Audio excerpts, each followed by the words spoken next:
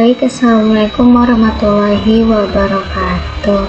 Perkenalkan, nama saya Hanifa dengan NIM 231464030 dari kelas Tadris Matematika 23A semester 5. Video ini adalah presentasi proyek akhir ujian akhir semester untuk mata kuliah Matematika Diskrit dengan dosen pengampu Ibu Nita Putri Utami MPD.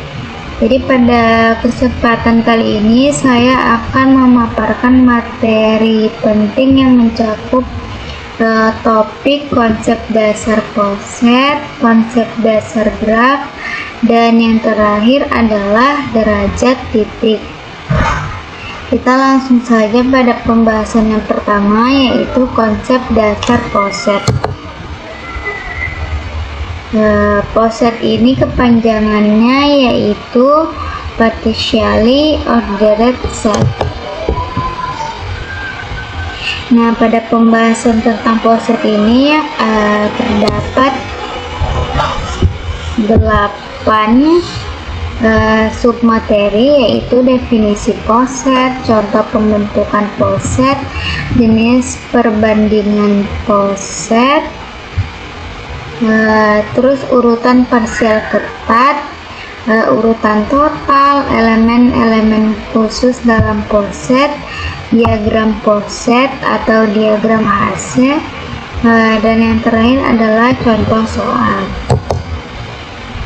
Nah, jadi poset ini adalah partially ordered set, yaitu sebuah struktur matematika fundamental yang mendefinisikan hubungan urutan atau pendahulu penerus antara anggota-anggota dalam suatu himpunan, tetapi urutan tersebut tidak harus berlaku untuk setiap pasangan elemen.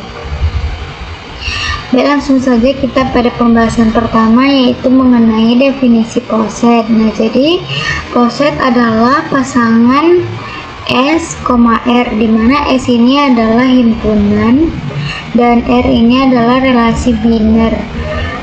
Pada S yang disebut urutan parsial yang memenuhi 3 sifat berikut. Jadi ada 3 sifat.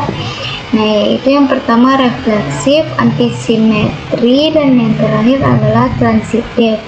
Nah, kita bahas yang pertama dulu, yaitu refleksif. Nah, jadi refleksif ini adalah setiap elemen berelasi dengan dirinya sendiri. Notasi formalnya yaitu A berelasi R dengan A. Lalu untuk setiap A anggota S, atau untuk setiap A elemen S. Terus selanjutnya pada sifat antisimetri, nah itu tuh jika A mendahului B dan B mendahului A, maka A dan B harus sama. Nah, notasi formalnya itu jika A berelasi R dengan B dan B berelasi R dengan A, maka A sama dengan B. Itu merupakan sifat yang kedua. Terus kita lanjut pada sifat yang ketiga, yaitu transitif.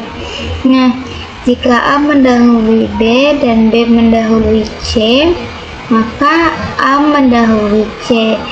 Notasi formalnya, jika A berelasi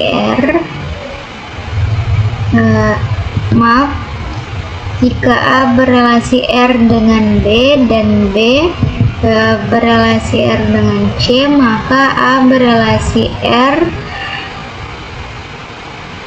dengan C.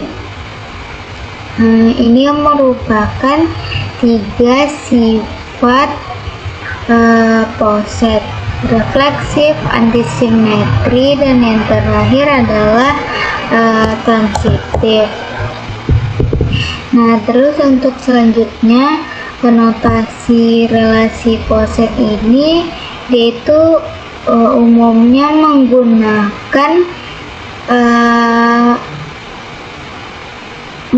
simbol kurang dari atau sama dengan atau besar dari atau sama dengan sebagai pengganti R. Nah, lalu simbol ini kecil dari atau kurang dari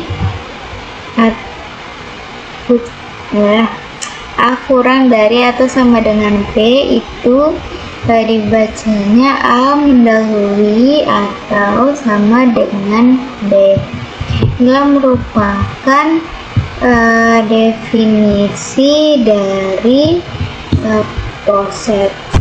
Terus selanjutnya kita pada pembahasan contoh pembentukan poset. Nah, ini di sini saya paparkan dua contoh.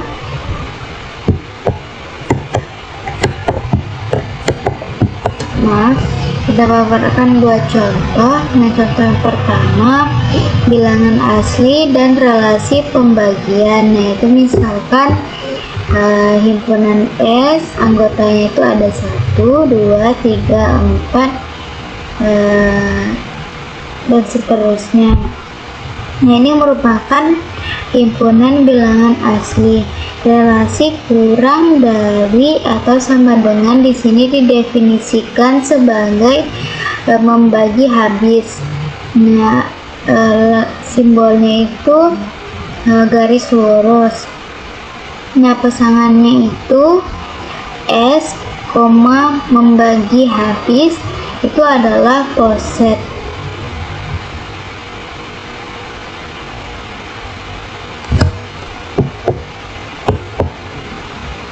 Nah, kita pada pembahasan pertama kan sifatnya itu refleksif. Nah, setiap bilangan asli membagi habis dirinya sendiri. Jadi A ini habis membagi A. Terus selanjutnya pada sifat yang kedua yaitu antisimetri.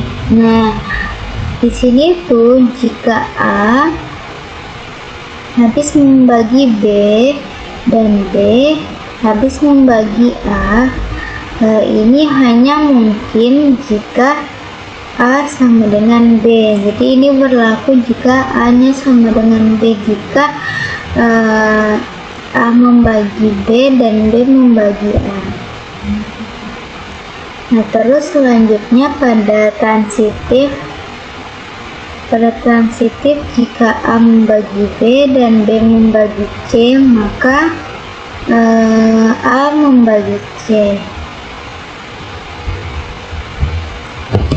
Ini merupakan contoh 1. Terus kita ke contoh 2, yaitu himpunan kuasa dan relasi subset.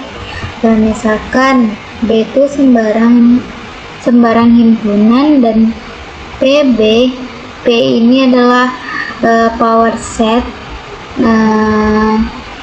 atau himpunan kuasa dari B. Nah, jadi relasi kurang dari atau sama dengan di sini adalah subset dari. Bacanya subset dari. Nah, pasangan PB berarti kan power set dari B, subset dari adalah poset. Nah, di sini relasi subset dari ada pada himpunan selalu memenuhi sifat refleksif, antisimetri, dan transitif. Terus selanjutnya kita pada pembahasan jenis perbandingan. Nah, di dalam poset ini S, kurang dari sama dengan dua elemen yaitu A, B, elemen S, yaitu dapat dikategorikan dua, yaitu comparable dan non comparable. Nah, kita bahas dulu pada yang pertama, yaitu comparable. Nah, comparable itu berarti dapat dibandingkan. Bagaimana kita bisa membandingkan di poset ini jika dia itu berlaku A kurang dari atau sama dengan B, atau B kurang dari atau sama dengan A. Jadi terdapat hubungan urutan di situ. Lalu apabila non comparable atau tidak dapat dibandingkan, itu tuh berlaku jika dia itu tidak berlaku A kurang dari atau sama dengan B, dan tidak berlaku juga B kurang dari atau sama dengan A. Nah, itu tuh ditulis dengan A garis 2 itu A garis 2B. Nah, itu tuh dibaca dengan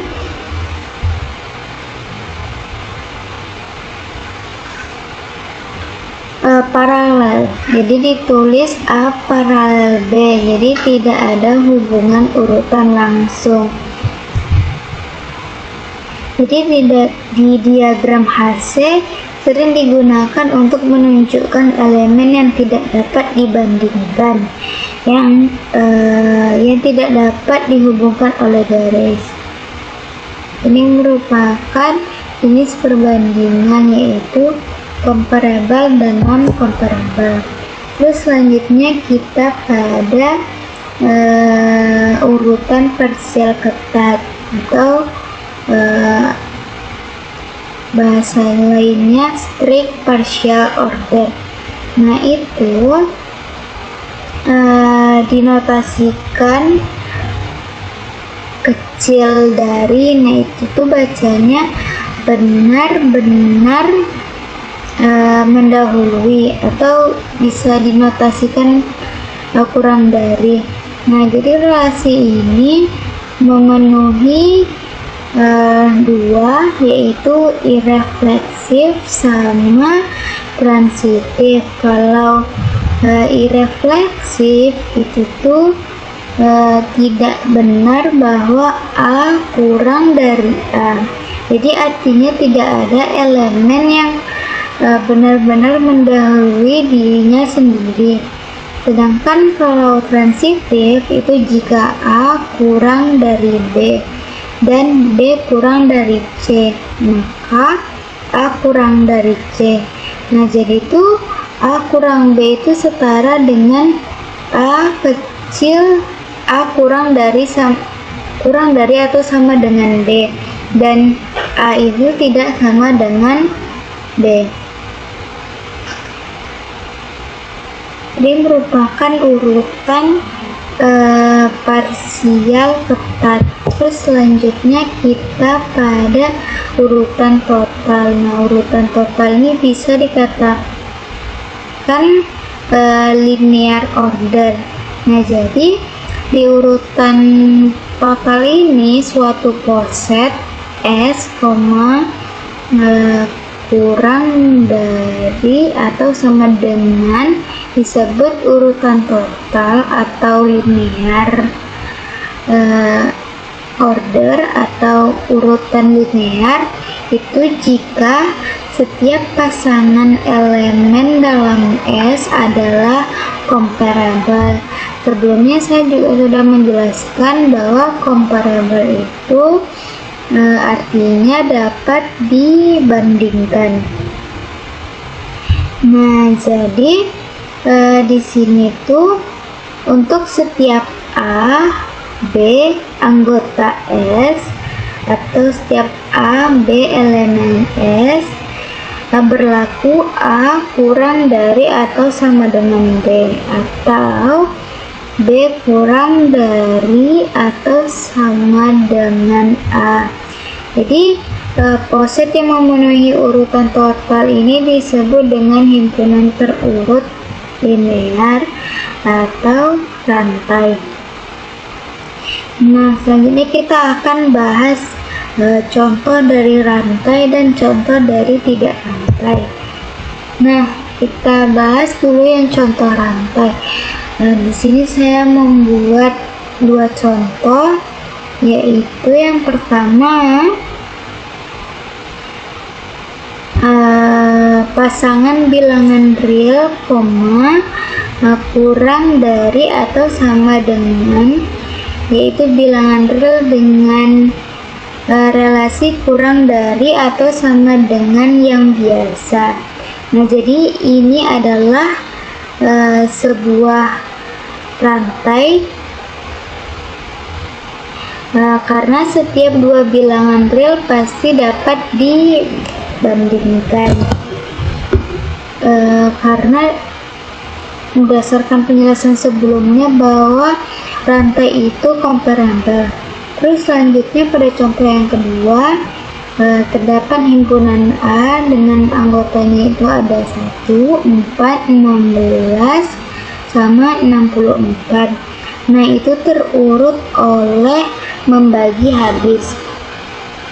Jadi ini adalah rantai karena 1 membagi habis 4, 4 membagi habis 16 membagi habis 64.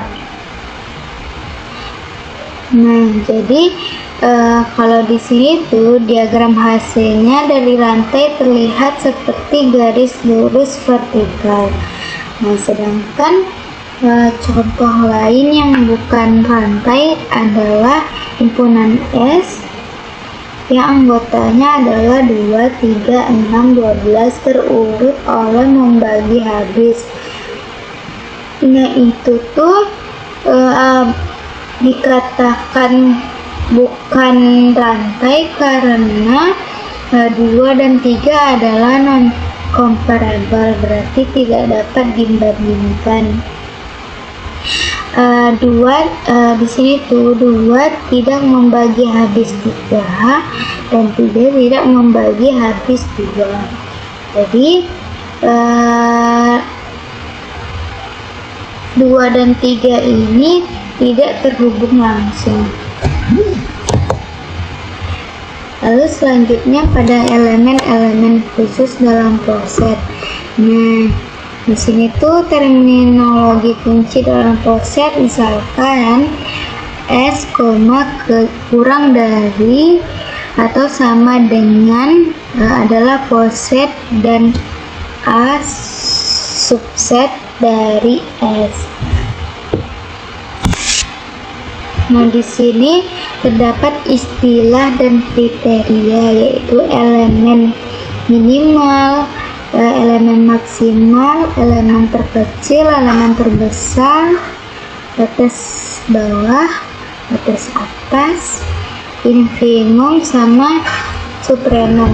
Maaf, ini ada kesalahan penulisan, seharusnya ini supremum. Nah, kita bahas dulu pada istilah pertama, yaitu elemen minimal, yaitu A, elemen A. Nah, ini kriterianya dari tidak ada X elemen A sehingga X kurang dari A. Nah, itu selanjutnya pada elemen maksimal, A elemen A. Jadi kriterianya itu tidak ada X elemen A sehingga A kecil atau A kurang dari X. Terus selanjutnya elemen terkecil atau least, berarti A elemen A. Nah, di sini tuh kriterianya A mendahului semua elemen di A. Di sini A kurang dari atau sama dengan X, dimana untuk setiap X elemen A. Terus elemen terbesar yaitu greatest A elemen A. Di sini tuh A mendahului semua elemen di A. Berarti X kurang dari atau sama dengan A untuk setiap X elemen A. Nah, untuk batas bawah, istilah yang kelima yaitu batas bawah lower bound, yaitu B elemen S atau B anggota S. Nah, jadi B mendahului semua elemen di A. Notasinya itu B kurang dari atau sama dengan X untuk setiap X elemen A. Nah, terus yang selanjutnya adalah batas atas atau upper bound, nah itu B elemen S. Jadi B itu mendahului semua elemen di A. X kurang dari atau sama dengan B untuk setiap X elemen A. Terus juga kita akan membahas infimum dan supremum. Infimum ini adalah batas bawah yang paling besar, sedangkan supremum ini adalah batas atas paling kecil. Berarti kan GLB ini berarti itu lower bound, sedangkan supremum ini adalah this upper bound. Selanjutnya kita pada pembahasan diagram Poset. Nah, diagram Poset ini kita bisa buat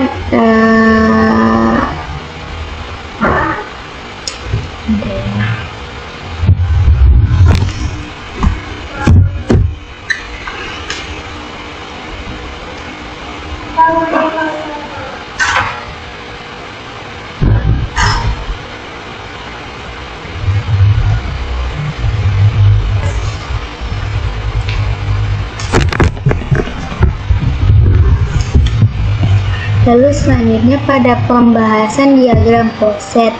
Nah, diagram Poset ini biasa disebut dengan diagram HC. Jadi diagram HC ini adalah representasi grafis sederhana dari Poset, yaitu S, kurang dari atau sama dengan. Nah, jadi aturan gambar diagram Poset ini yang pertama not. Kalau dia not, itu tuh setiap elemen S diwakili oleh sebuah titik. Kalau arah, jika A kurang dari atau sama dengan B, maka diletakkan lebih rendah dari B. Terus selanjutnya garis atau relasi langsung. Nah, jadi garis hanya ditarik antara A dan B jika B secara langsung mengikuti A, jadi tidak ada elemen di tengahnya. Nah, lalu panah dihilangkan. Arah urutan itu diasumsikan dari bawah ke atas. Jadi contoh visualnya itu kita berikan himpunan S. Elemennya itu ada 1, 2, 3, 5, 6, 10, 15, 30 dengan relasi membagi habis. Nah, itu simbolnya itu, simbol relasinya itu garis lurus. Nah, terus kita akan membahas pada contoh soal yang pertama, yaitu identifikasi urutan parsial. Nah, ini soalnya tentang identifikasi urutan parsial. Misalkan himpunan S elemennya A, B, C dengan relasi A, B, B, C, C, A, B. Apakah ini tuh S, R Poset gitu. Jadi kita jawab pertama. Jadi refleksif. Nah, refleksif ini apakah itu membagi dirinya sendiri. Jadi di sini tuh semua elemen berelasi dengan dirinya sendiri. Terus kedua pada sifat antisimetri. Jadi di sini tuh tidak ada X Y dan Y, X selain untuk X sama dengan Y. Terus pada sifat yang terakhir adalah transitif, jadi hanya ada A, B, lalu tidak ada elemen perantara. Jadi karena itu kesimpulannya ini adalah poset. Pada contoh soal kedua, tentukan comparable dan non-comparable. Nah, di sini diberikan himpunan A yang anggotanya itu 2, 3, 5, 10, 30 terurut oleh relasi pembagian atau membagi habis. Nah, itu tentukan apakah pasangan berikut comparable atau non-comparable. Nah, ini bagian A 2 dan 5 dan 5, yang B 5 dan 30. Kita jawab bagian A dulu. 2 dan 5 adalah non-comparable. Kenapa? Karena 2 tidak membagi habis 5 dan 5 tidak membagi habis 2. Lalu pada bagian B 5 dan 30, ini comparable, 5 membagi habis 30. Terus selanjutnya identifikasi ketiga adalah identifikasi rantai. Apakah himpunan B yang anggotanya 1, 4, 16 sama 64 terurut oleh pembagian membagi habis merupakan rantai atau ikutan total. Ini soal yang sebelumnya, karena 1 membagi 4, 4 membagi 16 dan 16 membagi 64. Nah, ini adalah rantai. Jadi himpunan B adalah rantai. Jadi semua pasangan di B dapat dibandingkan. Jadi dikatakan rantai itu apabila dia tuh comparable, dapat dibandingkan. Pada contoh soal yang keempat, diagram HC, diagram HC, ambil himpunan semua pembagi positif dari 18. Nah, terdapat himpunan D, yaitu anggotanya ada 1, 2, 3, 6, 9, 18. Pertanyaan pertama, tentukan pasangan elemen yang tidak dapat dibandingkan. Kita lihat bahwa 2 dan 3. 2 dan 3 tentu 2 tidak membagi habis 3 dan 3 tidak membagi habis 2. Kita lihat 2 dan 9.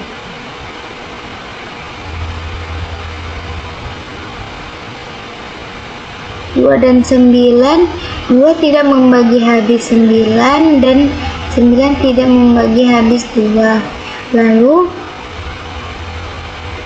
3 dan 6, ini comparable. 3 dan 6 ini comparable, jadi ini dapat dibandingkan. Terus selanjutnya 3 dan 2 ini sama dengan yang ini, 2 dan 3. 3 dan 2, 2 dan 9, 3 dan 9. 3, 9 itu adalah comparable. Jadi yang benar-benar incomparable itu adalah 2 dan 3, karena 2 tidak membagi habis 3 dan 3 tidak membagi habis 2. Dan yang terakhir adalah 2 dan 9, karena 2 tidak membagi habis 9 dan 9 tidak membagi habis 2.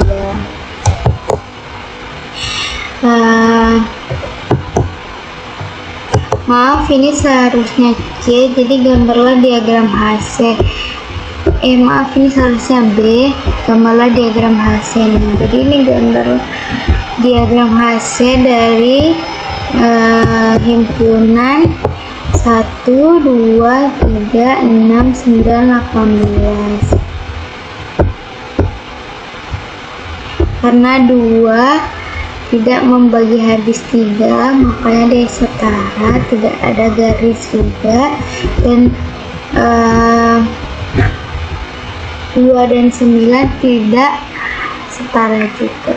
Nah, tentukan semua chain maksimal.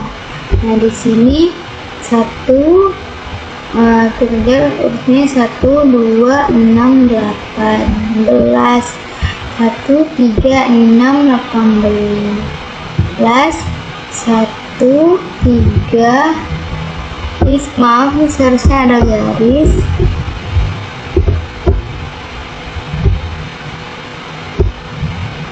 Nah, 1, 3, 9, 18. Nah, ini ada 3 chain maksimal. Lalu selanjutnya pada contoh soal kelima, yaitu poset koordinat atau dasarnya. Jadi diberikan himpunan W 0,0, 1,0, 0,1, 1,1, 2,1 dengan relasi X1 Y1, X2 Y2 jika X1 besar dari X1 kurang dari atau sama dengan X2 dan Y1 kurang dari atau sama dengan Y2. Nah, kita tentukan pasangan elemen yang tidak comparable. Kita jawab 1,0 dan 0,1. Nah, itu merupakan tidak comparable. Terus selanjutnya 1,1 dan 2,1 ini adalah comparable, jadi kita tidak usah. Makanya di sini tuh jawaban pasangan elemen yang tidak comparable itu adalah 0,1 dan 1,0, karena 0 tidak membagi habis 1 dan 1 tidak membagi habis 0. Itu merupakan pasangan elemen yang tidak comparable. Terus pada bagian B, gambarkan diagram Hasse. Nah, jadi karena 0,1 sama 1,0 itu tidak comparable, jadi dia itu terpisah ini jalurnya. Jadi 0,0, 0,1 di sini, tapi dia setara baru 1,1. Terus selanjutnya 2,1. Itu contoh soal kelima, yaitu tentukan semua elemen minimal dan elemen maksimal. Nah, di sini elemen minimalnya adalah 0,0, sedangkan elemen maksimalnya adalah 2,1. Mungkin itu saja untuk pembahasan partially ordered set. Kita akan membahas pada materi kedua, yaitu konsep dasar graf.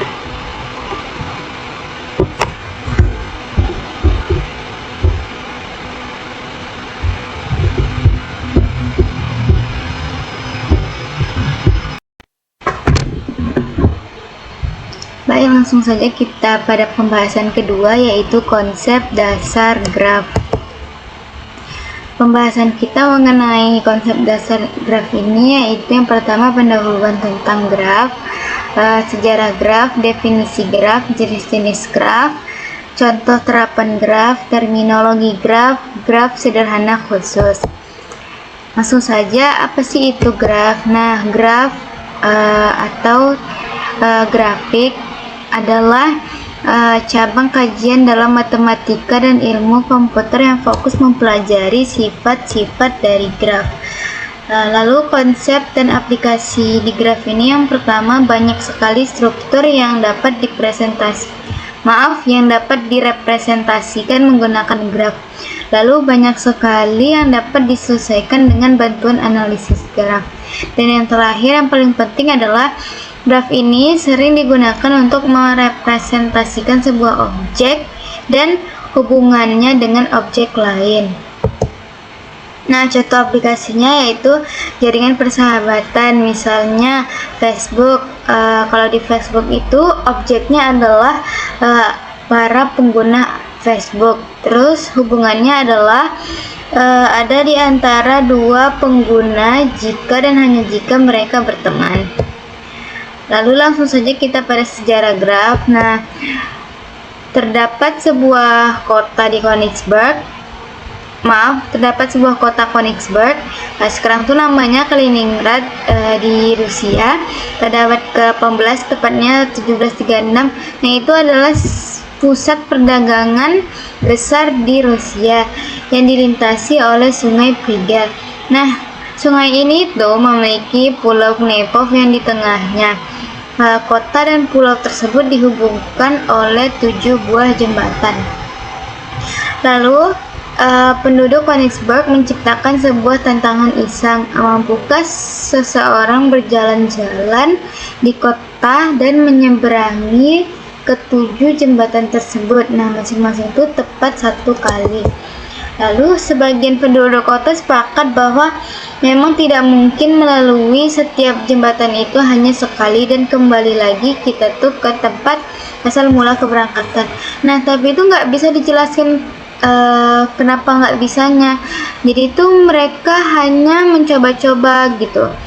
Nah, jadi pada tahun 1736 seorang matematikawan Swiss yaitu Leonhard Euler.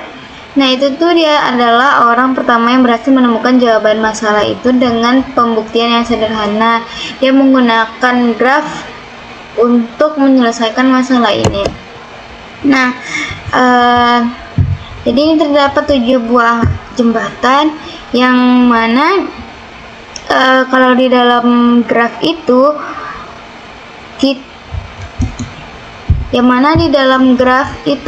objek bisa kita tandai dengan titik, sedangkan hubungan antar objek itu kita tandai dengan garis. Nah, di sini objeknya itu ada ini di sini A, B, C, D.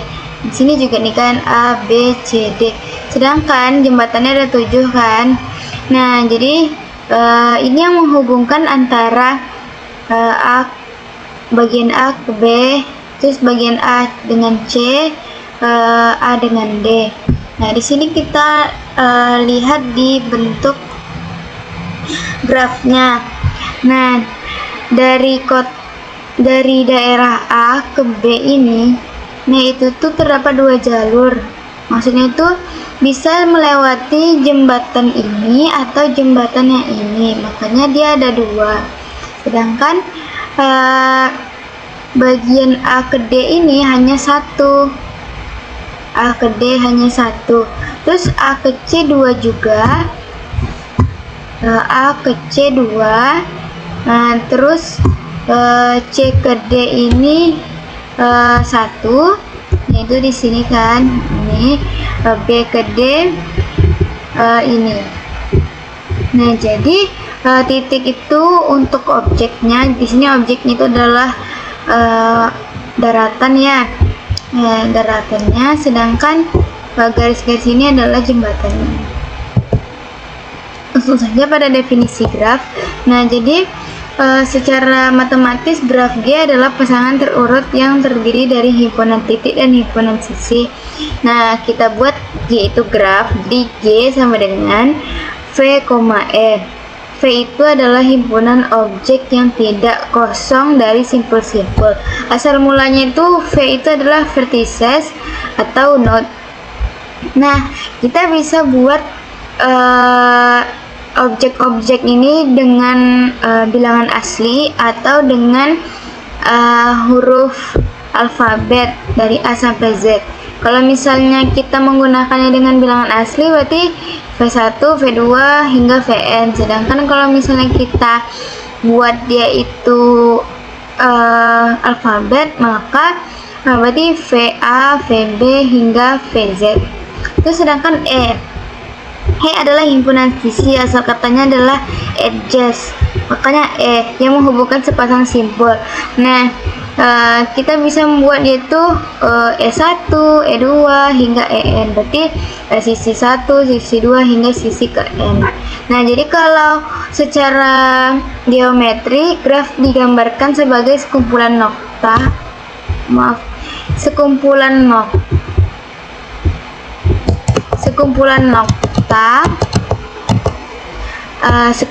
nokta atau simpul atau vertex di dalam bidang dwimatra yang dihubungkan dengan sekumpulan garis atau sisi. Nah, ini merupakan salah satu contoh dari graf.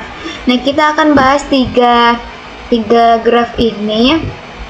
Pada graf yang pertama adalah graf himpunan simpul V dan simpul sisi E. Nah, itu V itu kan V itu adalah simpul. Nah, di sini simpulnya kan ditandai dengan titik. Nah, itu 1, 2, 3, 4, 5. Maaf, ini ada kesalahan. Ini seharusnya ada 5. Nah, maaf, ada kesalahan. Nah, terus E-nya itu ada kan sisi 1,2, sisi 1,5, sisi 2,3, 3,4, terus 4,5. Nah, ini pada graf kedua kita lihat ada berapa titiknya di sini, yaitu ada A, B, C, D. Jadi simpulnya itu ada 4, yaitu A, B, C, D. Terus sisinya itu tuh kita lihat di sini. Jadi sisinya ada sisi A, B ada 2 kan, A, B, A, B. Lalu kita buat sini A, C, ada 2 juga. Terus yang ini A, D, lalu B, D sama C, D. Nah, A, B ini kan E3, E4. Terus AC, ini E1, E2. Terus E6 ini adalah AD kan. Nah, lalu BD-nya itu E5, dan terakhir adalah CD itu E7. Nah, ini kan tak berurutan. Kalau kita mau buat E1, E2, E3, E4, E5, E6, E7 itu boleh. Nah, berurutan. Nah, selanjutnya G1, G3 ini graf ketiga. Di sini terdapat V1, V2, V3, V4, V5. Nah, sisinya itu ada E1, E2, E3, E4, E5, E6, E7. Jadi sisinya ada 7, sedangkan simpulnya itu ada 5. Langsung saja kita pada jenis-jenis graf. Nah, jenis-jenis graf ini dibagi pula dua golongan. Ada jenis-jenis graf yang berdasarkan ada tidaknya gelang atau sisi ganda pada suatu graf. Nah, itu tuh digolongkan menjadi 2, yaitu graf sederhana dan graf tidak sederhana. Sisi pada graf berorientasi arah. Kalau berdasarkan orientasi arah itu tuh terdapat 2, graf berarah dan graf tidak berarah. Kita pada pembahasan yang pertama, yaitu graf sederhana dan graf tidak sederhana. Nah, graf sederhana ini graf yang tidak memiliki gelang maupun sisi yang berulang, disebut graf sederhana.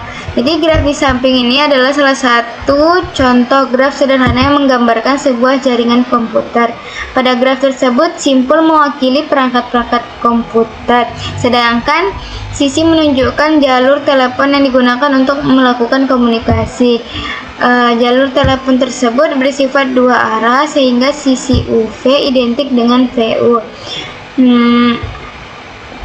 Graf sederhana G, V, E dapat didefinisikan sebagai himpunan V berisi simpul-simpul yang tidak kosong, dan E sebagai himpunan yang himpunan pasangan berbeda yang tidak berurutan, yang disebut dengan sisi.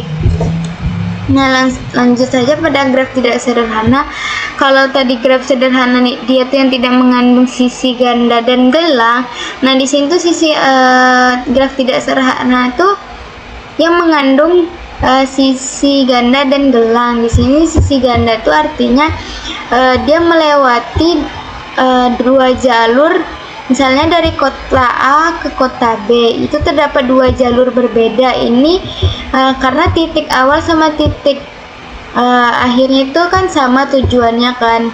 Awal mula berangkatnya sama akhirnya itu sama.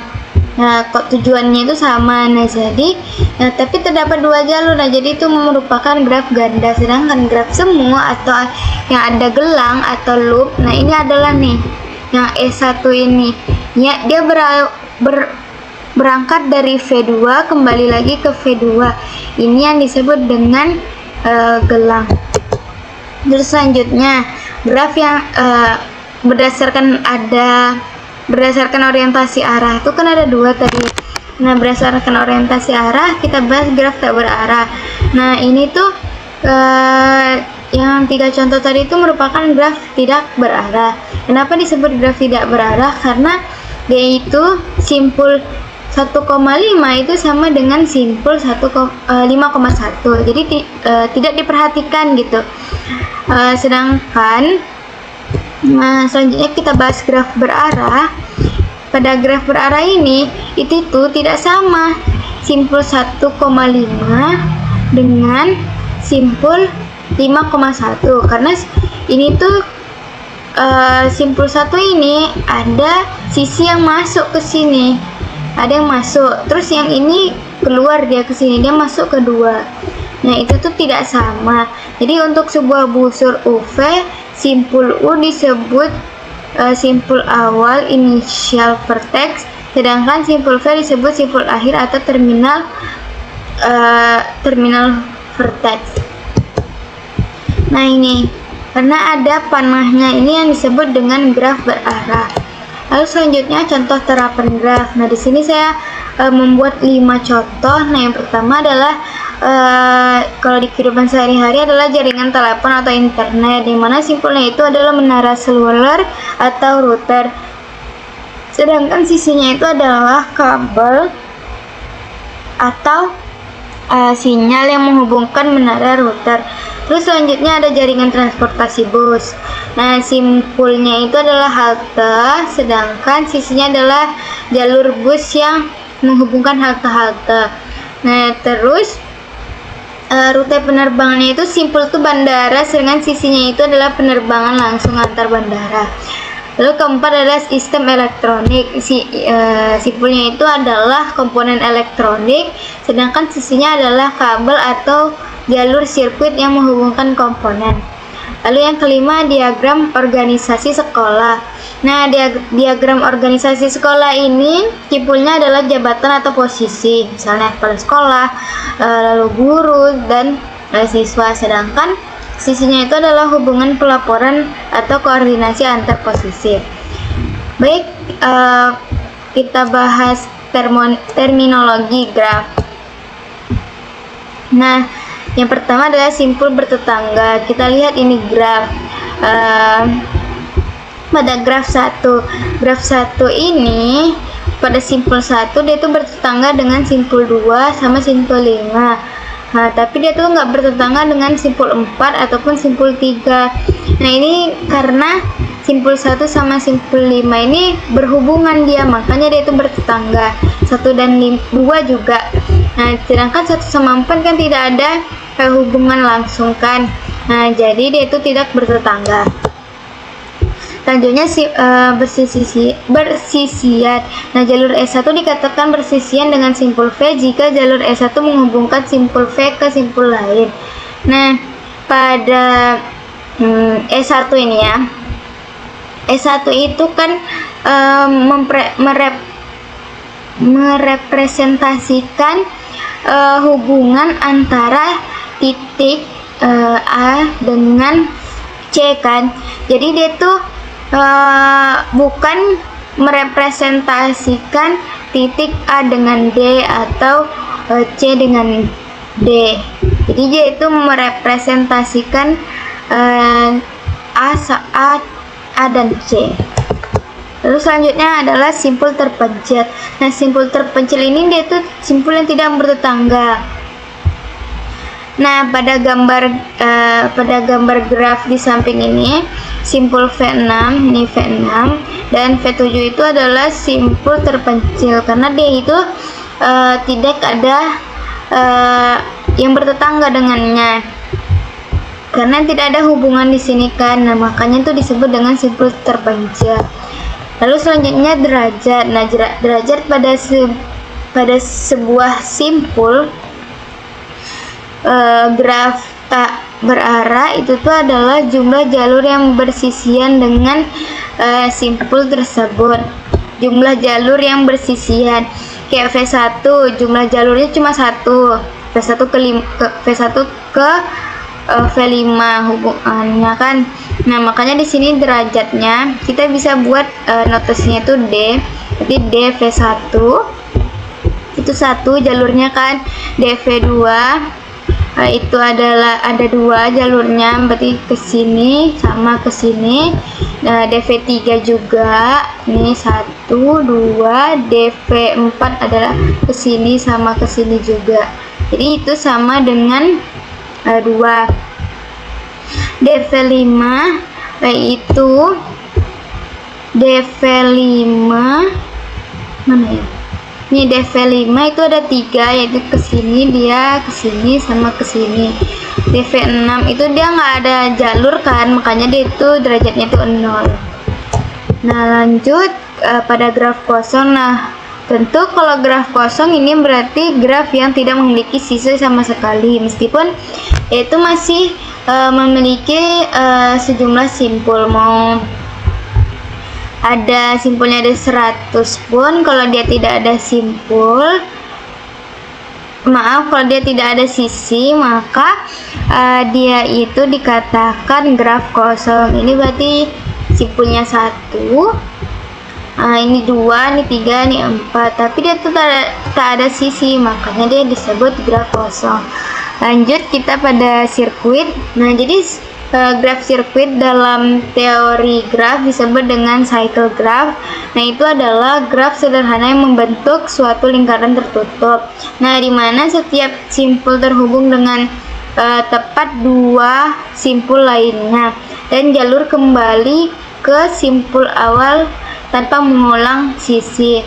Nah, jadi di sini itu sirkuit itu dia tuh memiliki derajatnya 2, maksudnya itu 2 jalur, berarti ini 1, 2, setiap simpulnya itu memiliki 2 jalur. Terus juga tidak ada simpul yang berdiri sendiri, tidak ada yang tidak ada yang tidak memiliki sisi. Terus tidak ada percobaan. Tidak ada percabangan, maksudnya tidak ada jalur ganda. Nah, terus jalur yang dilalui mulai dari simpul manapun akan kembali ke titik awal. Lalu selanjutnya di sirkuit ini kan terdapat 4 simpul dan 4 sisi. Ini merupakan graf sederhana karena kan nggak ganda sama nggak loop. Nah, terus terhubung sempurna. Nah, derajatnya 2 dan struktur grafnya stabil dan simetris. Nah, terus selanjutnya adalah terhubung. Nah, terhubung ini berarti graf dalam graf tak berarah, graf dikatakan terhubung jika pada setiap simpulnya terdapat sisi yang menghubungkannya, dan untuk setiap sisi tersebut mendapat sisi yang dapat mencapainya. Dalam graf berarah, graf dikatakan terhubung jika graf tak berarahnya juga terhubung. Nah, di sini graf A sama graf B adalah graf terhubung, sedangkan graf C, graf D, graf E itu adalah graf tidak terhubung.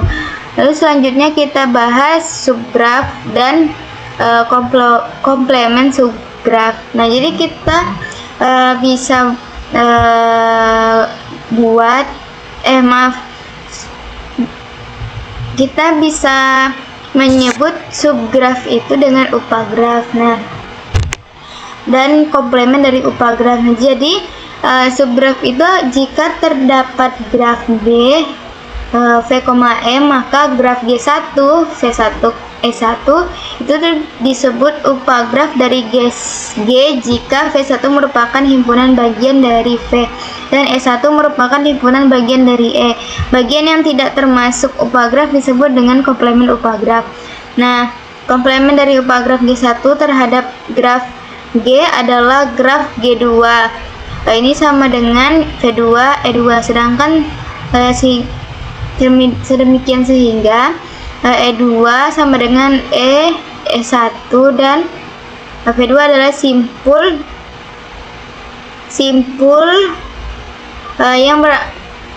yang anggota E2 bersisian dengannya. Nah, kita lihat di sini bahwa ini adalah sebuah graf G1. Nah, ini adalah sebuah upagrafnya. Nah, jadi komplemen dari upagraf kan ini yang selain kan ini di sini kan batasnya terpisah dia. Nah, jadi ini upagrafnya sisi atau objek yang tidak ada di sebuah upagraf disebut dengan komplemen dari upagraf. Nah, lanjut pada upagraf merentang. Nah, upagraf merentang ini himpunan simpulnya sama persis dengan himpunan simpul pada graf asal, yaitu V1 sama dengan V. Nah, artinya upagraf tersebut memuat seluruh simpul dari graf semula, meskipun jumlah sisinya itu boleh lebih sedikit dari sisi-sisi yang ada pada G. Sisinya boleh sedikit, tapi simpulnya itu harus sama. Ini seperti ini. Ini adalah sebuah graf. Ini adalah sebuah G. Ini maaf. Ini sebuah graf kan. Nah, ini adalah upagraf merentang karena dia itu terdapat 5 simpul di sini, sedangkan ini juga 5 simpul, sedangkan ini hanya 3.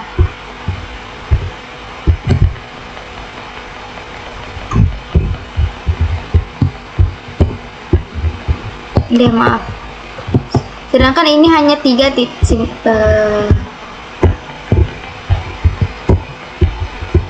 kenapa ini? Sedangkan ini simpulnya hanya 3. Dia harus sama simpulnya. Nah, terus selanjutnya ada cutset. Nah, cutset itu adalah himpunan sisi pada sebuah graf yang jika dihapus akan membuat graf tersebut menjadi tidak terhubung lagi, yaitu menjadi terpisah menjadi 2 atau lebih komponen terhubung. Nah, dengan kata lain, cutset adalah kumpulan sisi yang berfungsi memutus hubungan antara beberapa simpul dalam graf. Nah, ini merupakan salah satu cutset. Terus selanjutnya adalah graf berbobot. Nah, jadi graf berbobot ini sisinya itu diberi nilai atau diberi bobot. Nah, itu tuh bisa berupa jarak atau waktu perjalanan atau biaya atau kapasitas, atau juga bisa dengan nilai lain sesuai dengan konteks masalah. Baik, langsung saja pada graf sederhana khusus. Terdapat 4. Kita bahas yang pertama, yaitu graf lengkap. Nah, jadi graf lengkap ini ya graf sederhana di mana dia itu sekelompok titik, setiap titik itu terhubung langsung ke semua titik lainnya dalam kelompok tersebut. Nah, jadi kalau graf lengkap ini itu kalau kita ingin mengetahui sisinya, ini rumusnya adalah n kurang 1/2. Nah, ini tuh n-nya itu adalah simpul. Kalau misalnya ada simpulnya 5, berarti kalau di graf lengkap 5 kali 5 kurang 1 per 2, berarti kan 5 kali 4 per 2 itu sama dengan 10.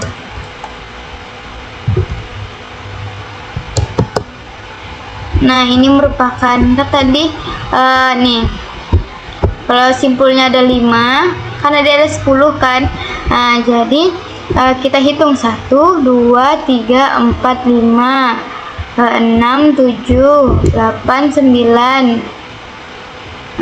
10, 11, maaf, 1, 2, 3, 4, 5, 6, 7, 8, 9, 10. Nah, terus selanjutnya graf lingkaran. Jadi graf lingkaran ini adalah graf sederhana yang setiap simpulnya berderajat 2. Nah, graf lingkaran dengan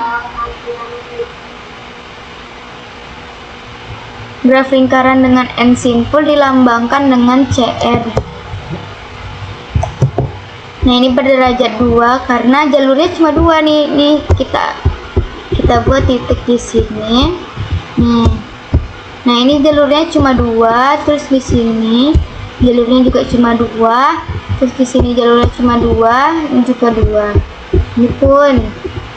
Nah.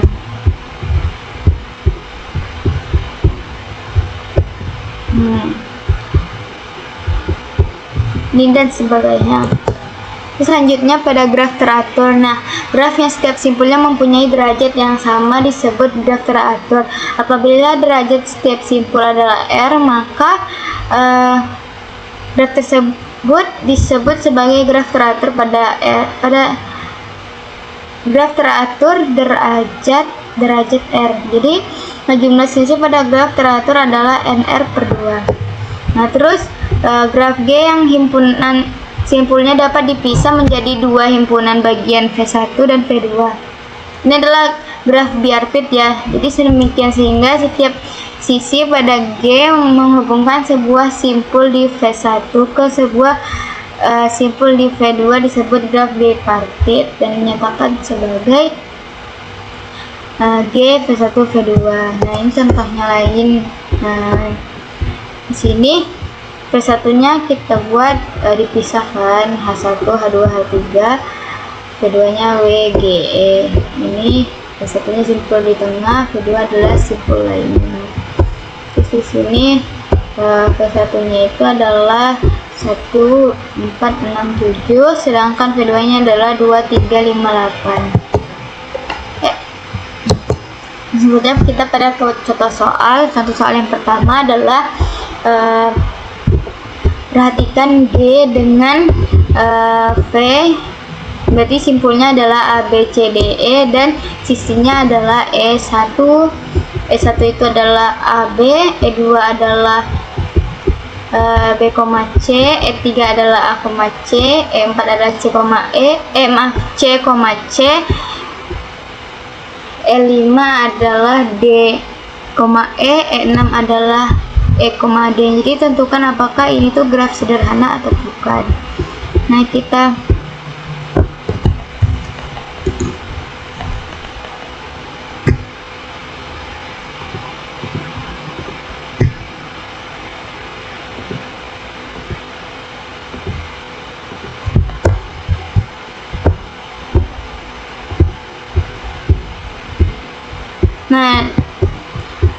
karena penanya tidak bisa, kita jelaskan aja.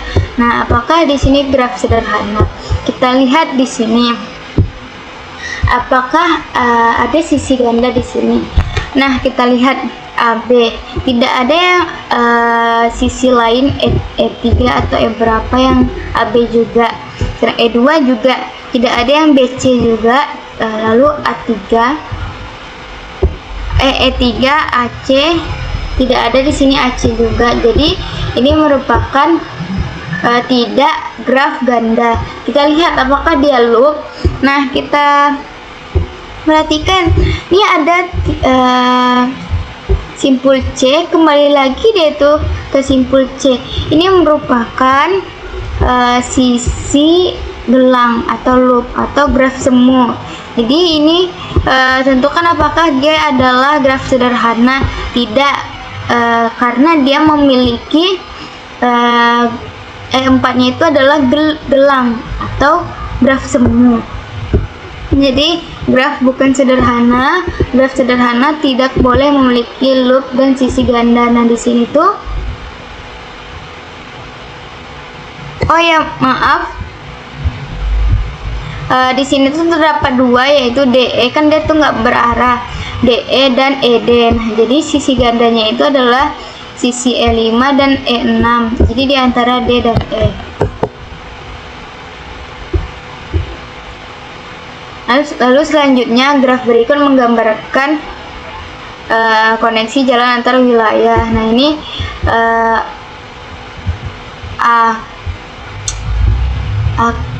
A ke B satu jalur, A ke C, AD, BD, CD sama DE.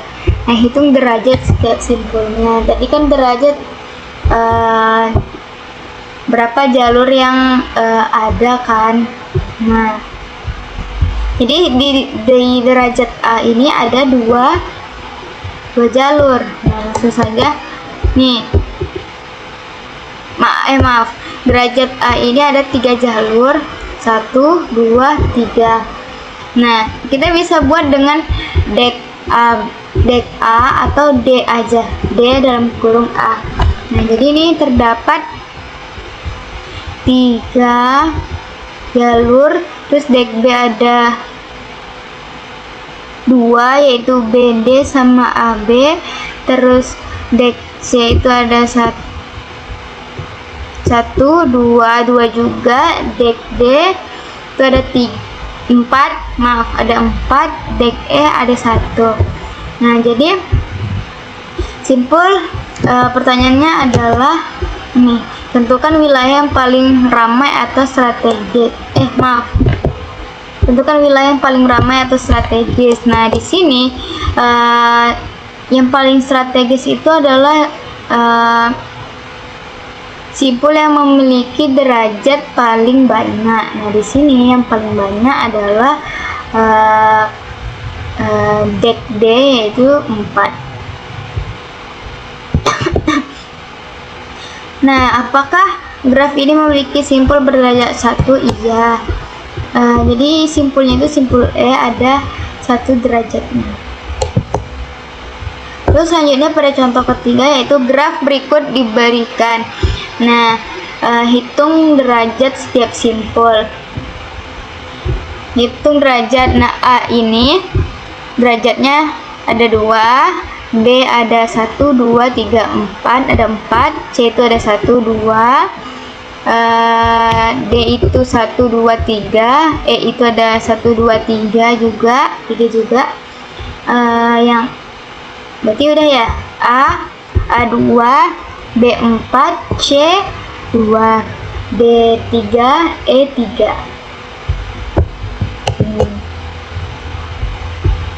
Ada 3.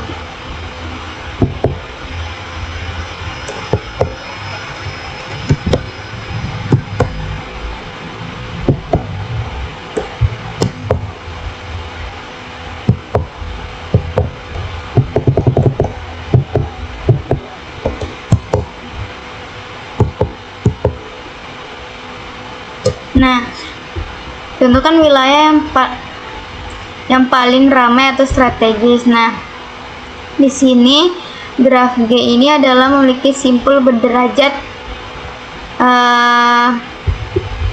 Graf G ini adalah yang memiliki derajat 1 itu tidak ada. Jadi tidak ada yang berderajat 1. Nah, terus selanjutnya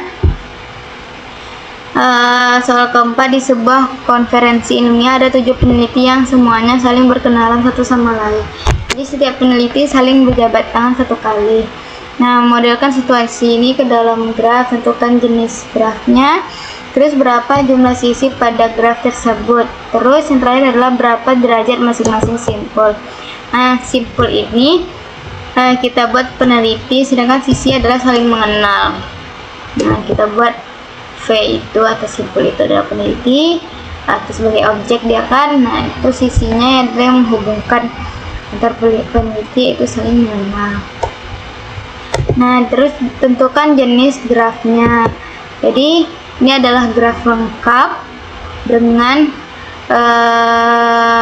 kita buat bisa dengan K7. Nah, terus selanjutnya berapa jumlah sisi pada graf tersebut.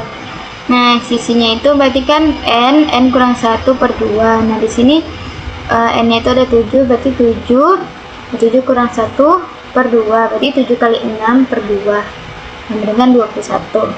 Nah, setiap simpul pertanyaan terakhir berapa derajat gitu kan. Setiap simpul memiliki derajat n kurang 1, yaitu 7 kurang 1 sama dengan 6, karena dia itu graf lengkap. Terus selanjutnya soal terakhir, sebuah taman kota memiliki jalur jogging memutar yang melewati 8 pos pemeriksaan. Nah, jalur tersebut membentuk lintasan melingkar sehingga setiap pos terhubung dengan pos sebelumnya dan sesudahnya. Nah, kita modelkan dia ke dalam graf, lalu jenis graf apa, berapa derajat tiap pos, terus berapa banyak sisi pada graf. Nah, di sini tuh simpul itu sama dengan pos, sedangkan sisi itu adalah jalur antar pos. Nah, ini adalah graf siklus dengan Cn, n-nya itu ada 8, maka kita buat graf siklus C8. Nah, lalu karena dia adalah graf siklus, maka setiap simpulnya itu berderajat 2, sedangkan sisinya ada 8. Mungkin itu saja untuk materi konsep dasar graf. Kita lanjutkan pada materi derajat titik.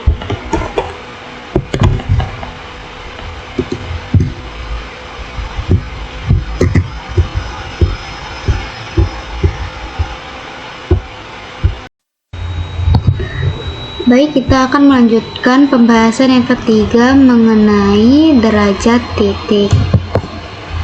Nah, jadi di derajat titik ini kita akan membahas 6 submateri, yaitu mengenai pengertian derajat titik, terus macam-macam derajat titik, lalu ada derajat pada graf berarah, terus ada derajat pada graf tidak berarah, lemma jabat tangan, dan yang terakhir adalah contoh soal.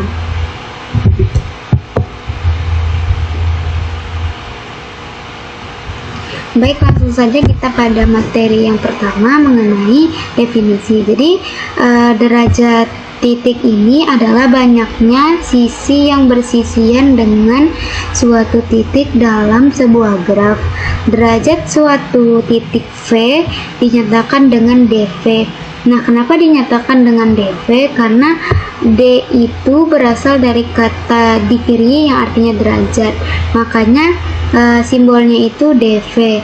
Pada graf tidak berarah, setiap sisi yang terhubung ke titik V dinyatakan 1, sedangkan sebuah loop atau gelang pada titik tersebut dihitung 2 karena bersinggungan 2 kali dengan titik yang sama. Nah, jadi derajat titik ini menggambarkan tingkat keterhubungan suatu titik terhadap titik-titik lain dalam graf. Jadi semakin banyak atau semakin besar derajat suatu titik, semakin banyak pula hubungan yang dimilikinya, sehingga titik tersebut memiliki peran yang lebih penting dalam struktur graf. Nah, konsep dasar graf ini digunakan untuk menganalisis karakter graf, seperti menentukan graf beraturan, mengidentifikasi titik terpencil, serta menjadi dasar dalam pembuktian sifat-sifat graf. Salah satunya adalah lemma jabat tangan. Nah, kita akan membahas lemma jabat tangan juga di akhir. langsung saja pada materi selanjutnya, yaitu macam-macam derajat titik. Yang pertama, derajat minimum atau minimum degree. Nah, derajat minimum ini adalah nilai derajat terkecil di antara seluruh titik dalam suatu graf. Derajat minimum ini dilambangkan dengan delta G. Nilai ini menunjukkan tingkat keterhubungan terendah yang dimiliki oleh suatu titik dalam graf. Nah, selanjutnya ada derajat maksimum atau maksimum degree. Derajat maksimum ini adalah nilai derajat terbesar dari semua titik dalam graf. Derajat maksimum dilambangkan dengan delta G. Titik dengan derajat maksimum biasanya merupakan titik yang paling banyak terhubung dengan titik lainnya. Terus selanjutnya ada barisan derajat, yaitu degree sequence. Nah, jadi barisan derajat ini adalah susunan derajat seluruh titik dalam graf yang biasanya ditulis dari nilai terbesar ke nilai terkecil. Barisan ini digunakan untuk menggambarkan distribusi derajat dalam graf dan juga membantu menentukan kemungkinan terbentuknya suatu graf. Terus selanjutnya ada derajat masuk sama derajat keluar. Nah, kalau derajat masuk ini atau in degree itu adalah istilah dalam teori graf berarah atau directed graph yang merujuk pada jumlah sisi atau busur yang menuju atau berakhir pada sebuah titik atau simpul tertentu.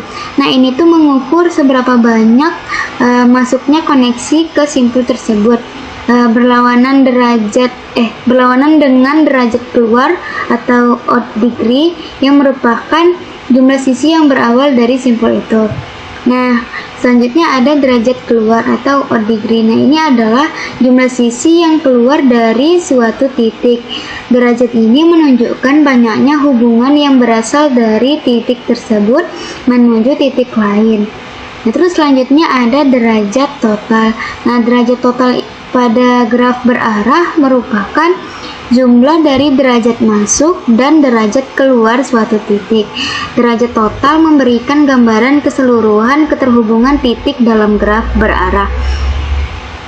Itu merupakan penjelasan mengenai derajat total. Sedangkan terdapat gelang atau loop. Nah, jadi gelang atau loop ini adalah sisi yang berawal dan berakhir pada titik yang sama.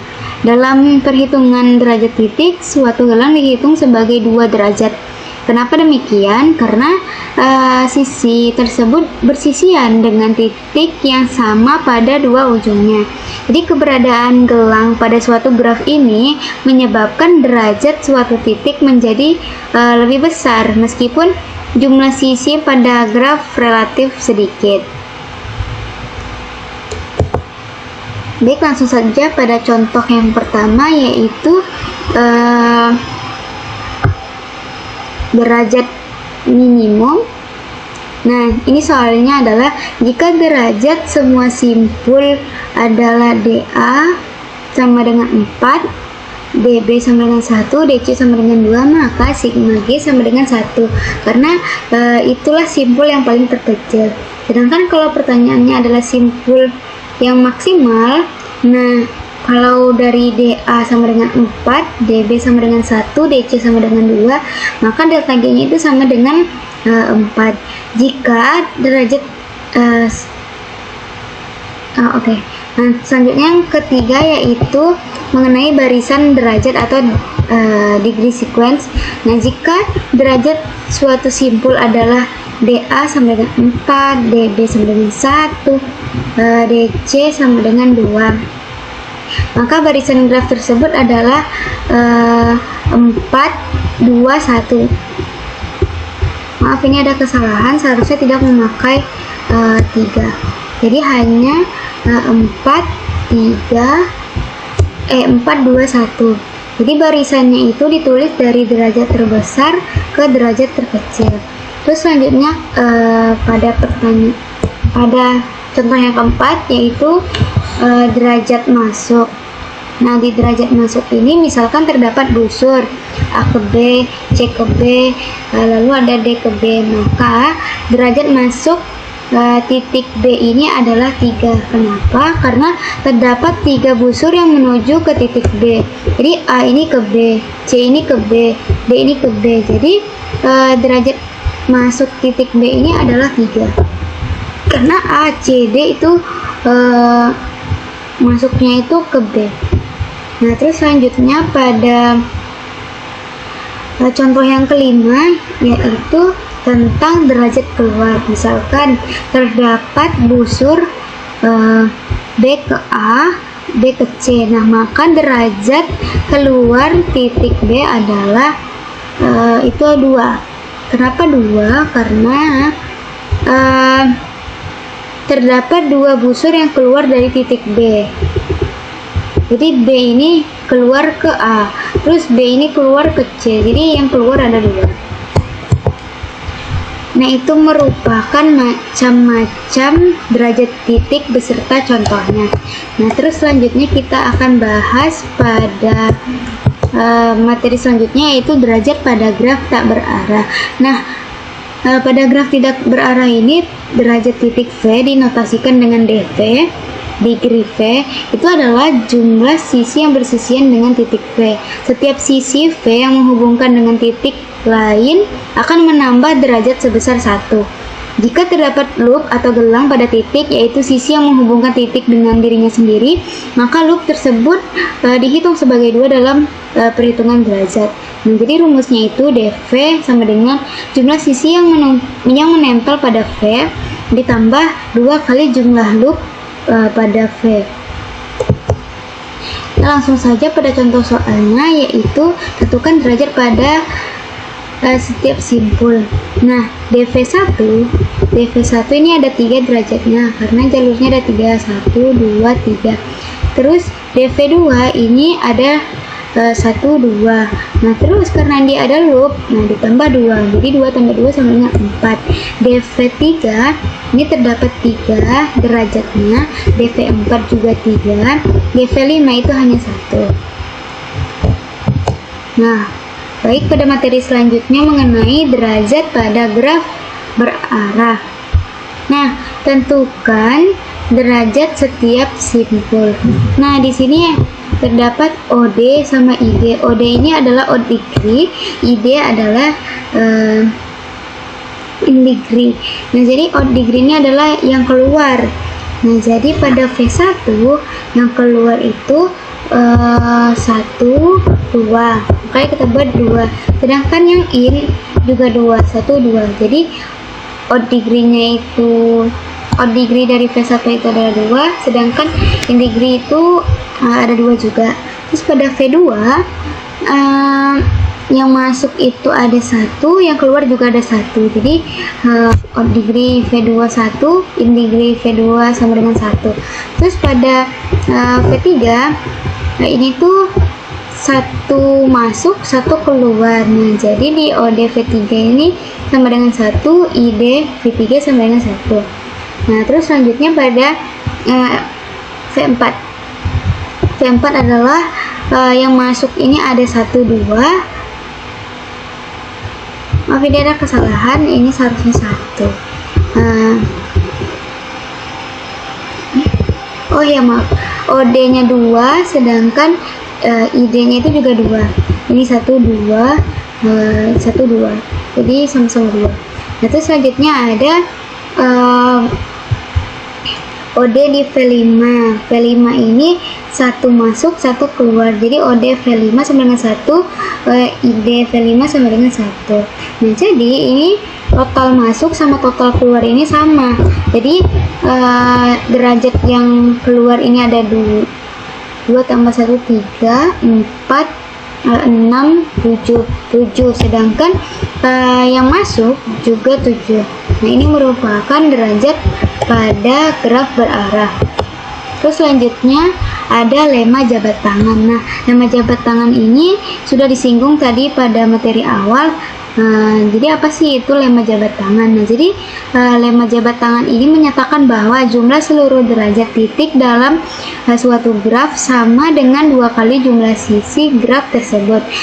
Secara matematis lemma ini dituliskan sebagai sigma dv sama dengan 2 nilai mutlak E, di mana lemma jabat tangan ini dinamakan jabat tangan karena dianalogikan dengan suatu pertemuan di mana setiap jabat tangan melibatkan 2 orang.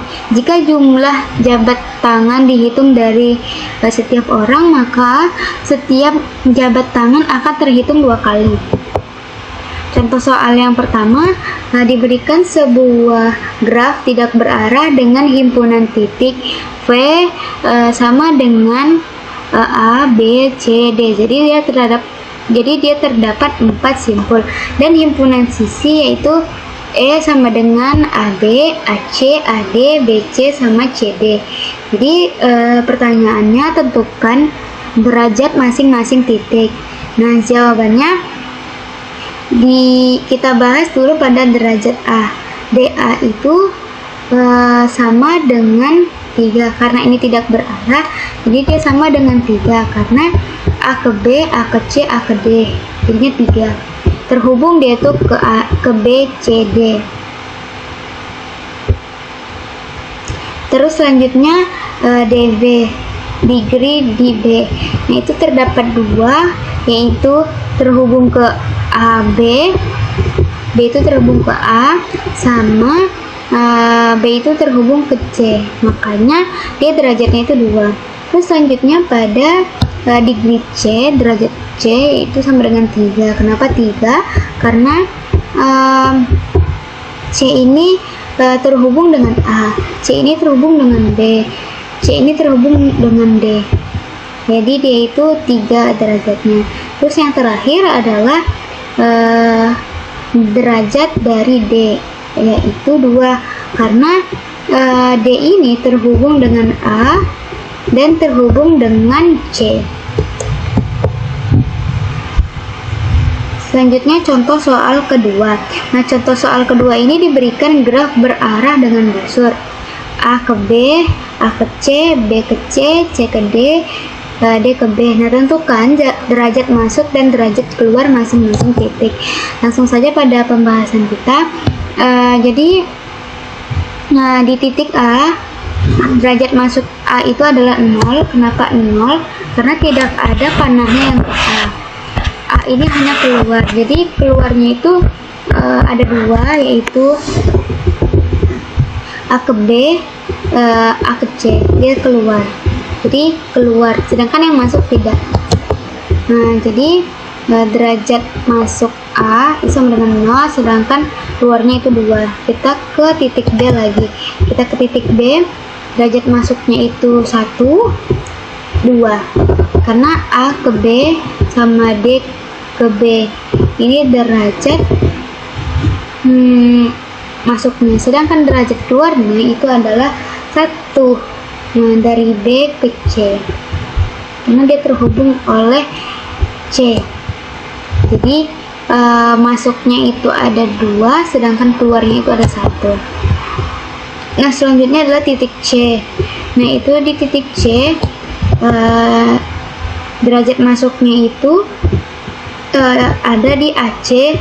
A ke C itu berarti masuk, B ke C itu masuk, berarti 2 yang masuk, sedangkan C ke D ini keluar. Jadi 2 masuk, 1 keluar. Terus selanjutnya titik D. Nah, di titik D ini sendiri hanya ada 1 derajat masuk sama 1 derajat keluar. Itu merupakan jawaban contoh soal kedua. Kita lanjut pada contoh soal ketiga, yaitu sebuah graf memiliki titik P yang terhubung ke kedua titik lain dan memiliki suatu gelang atau loop pada titik P. Nah, tentukan derajat titik P. Nah, karena ada 2 sisi biasa, yaitu bernilai 2.